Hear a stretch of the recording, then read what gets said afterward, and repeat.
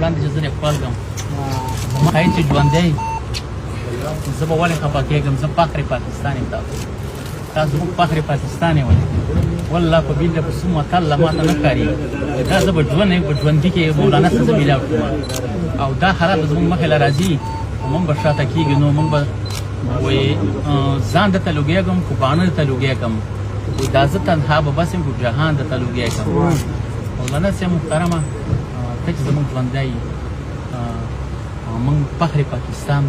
ته ګڼو فخر خیبر پختونخوا نو زه ډېر مشکور یم ستاسو چې زموږ خپله تاسو راغلی میاشتې الله تعالی اجرونه درکړي الله دې شفا کامله درکړي کوم خلک شهیدان شول الله دې ورسره وشهدو هېڅ خبره نه ده دا زموږ سلسله روانه ده او په دې موږ د یو انسان چې میدان ته وځي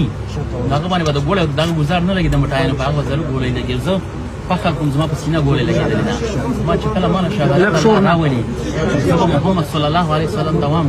زه د قاید صاحب کارکون یم زما په سینه باندې ګولۍ لګېدلې شاید څوک شا په ګولۍ لګېدلي او به د قاید صاحب ملګری نه وي یو مې کمیس په وینو سور شو ما په کله شهید شو او وراره ته مې وویله ما دا به زما نه وایي دا به خو نبي صلی الله علیه وسلم ته زه ورښکاره کوم چې دا کمیس یې ماله په وینو سور او یارو ماله په وینو سور کوم موږ په تا فخر کوو او الله تعالی ډېر عمر درکړي انشاءالله الله به بدله کړي او ډېر خوشحاله یم زما څخه ښایست صاحب میلاو کړي زه په ژوند باندې او موږ ته به دعاګانې کوي او موږ ډېر فخر کوو ګوره باقیات یو ځل بیا خپلومه خفه کېږې به نه الله دې عزت دې ګمنه کې مولانا صاحب تصویر څنګه ته ورته زما زخمونه روغ دي درالې زما ټول زخمونه روغ یا الله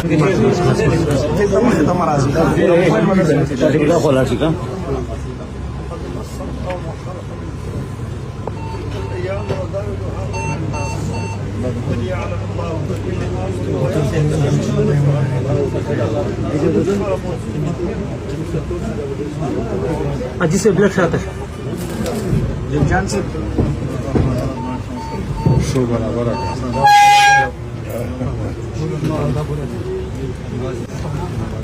آرام آرام لږ وروسته شئ مهرباني وکړئ یو یو د څه شي بل نه بل څه د ټول وشي